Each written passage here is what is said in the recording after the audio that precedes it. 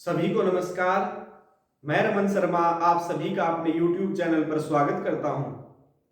आज हम बायोलॉजी के अंतर्गत टूथ यानी दांत के बारे में पढ़ेंगे। तो सबसे पहले अगर बात की जाए तो एक दांत को टूथ बोला जाता है और दांतों के समूह को टीथ बोला जाता है।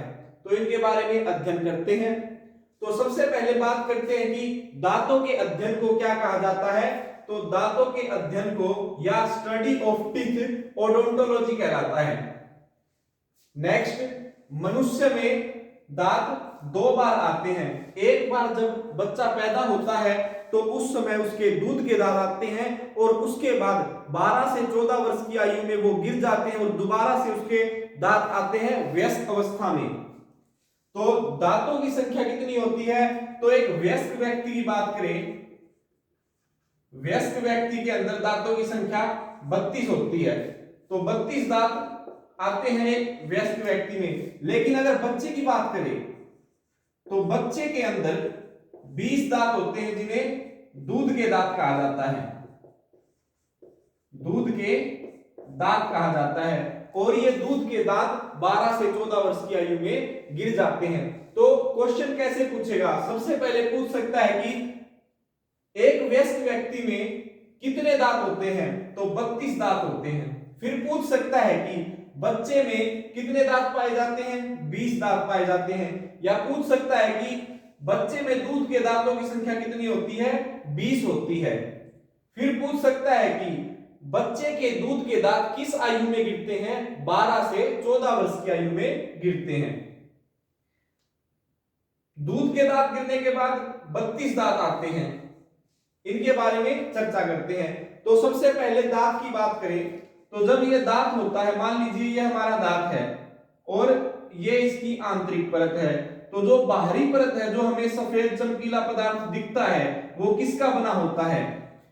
वो बना होता है इनेमल का। किसका बना होता है? इनेमल का।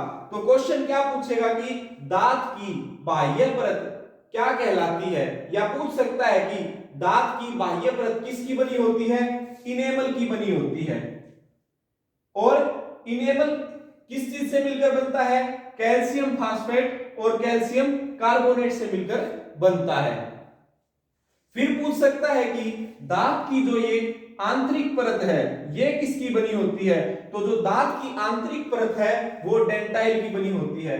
अगर क्वेश्चन पूछे कि दांत की बाह्य परत क्या कहलाती है? इनेमल कहलाती है या इनेमल की बनी होती है।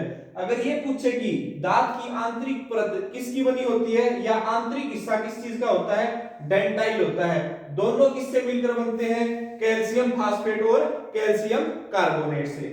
अब बात करते हैं कि मानव शरीर का सबसे कठोर भाग कौन सा होता है? तो मानव शरीर का सबसे कठोर भाग इनेमल होता है। यही दांत की बाह्य परत होती है। जो आपको सफेद और चमकदार दांत दिखाई देते हैं वो इनेमल ही होता है और ये शरीर का सबसे कठोर भाग है। काफी बार एग्जाम में क्वेश्चन पूछा गया है, मानव शरीर का सबसे कठोर भाग कौन सा है? इनेमल है। एक बार आप इसका स्क्रीनशॉट ले लीजिए, फिर आगे बताते हैं।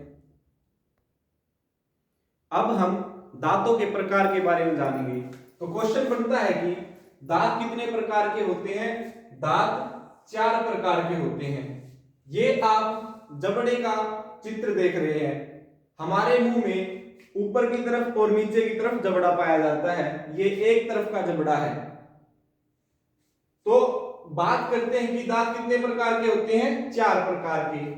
जो ये सामने के 4 दांत दिखाई दे रहे हैं ये क्या कहलाते हैं?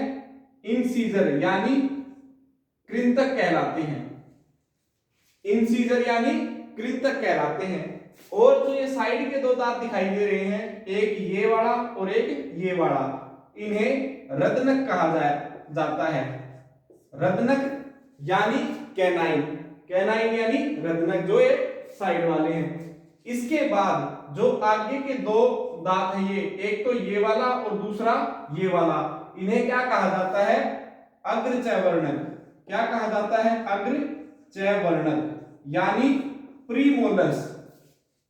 प्रीमोलर्स यानी अग्रचयवर्णक। और इसके बाद जो ये लास्ट के 3 इधर और लास्ट के 3 वाले ये इधर, इनको क्या कहा जाता है?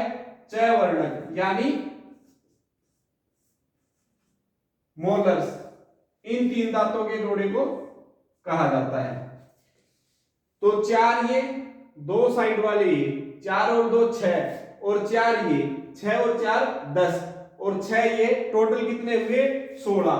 मनुष्य के जबड़े में एक तरफ 16 और दूसरी तरफ 16 यानी टोटल कितने दांत हो गए 32 हो गए। तो अब हम इन चारों प्रकार के बारे में अच्छे से जानते हैं। तो सबसे पहले बात करें इंसीजर्स यानी कृंतक के बारे में। तो इनका काम क्या होता है, भोजन को काटना होता है। आपने देखा होगा कि जब बच्चे छोटे होते हैं तो उनकी माँ उनको क्या करती है, रोटी दे देती है। और कैसे देती है, उनको रोटी के बीच में चीनी लगा के उसको ऐसे मोड़ के दे देती है और फिर वो अपने अगले दांतों से ऐसे तोड़ के खाता है। तो अगले दांतों का क्या काम होता है, भोजन को काटना होता है। इनकी संख्या कितनी होती है, देखिए कितनी है, 1 2 3 और 4। तो कृंतक की संख्या कितनी है, 4 है, लेकिन ये तो एक तरफ की है। तो एक तरफ नीचे 4 और ऊपर वाले जबड़े में भी 4, टोटल कितने हो गए 4 दूनी 8 दांत हो गए। तो पूछे कि इंसीजर्स की, मानव जबड़े में इंसीजर्स की संख्या कितनी होती है, 8 होती है। अब आपने एक कहावत सुनी होगी, हाथी के दांत खाने के और दिखाने के और, यानी हाथी के दांत खाने के अलग दिखाने के अलग।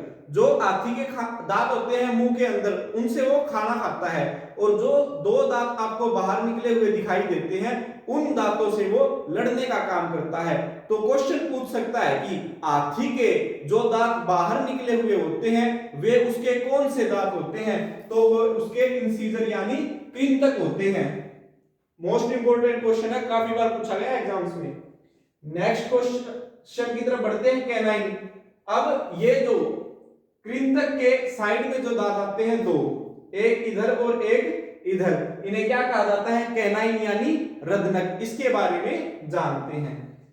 कैनाइन का काम क्या होता है, भोजन को चीरना और फाड़ना होता है। जब भी आप देखते हैं कि मान लीजिए कि आपने जानवरों को देखा होगा वो भोजन को चीरते फाड़ते हैं, लेकिन हम मानव से एग्जाम्पल लेके आपको इसको समझाते हैं।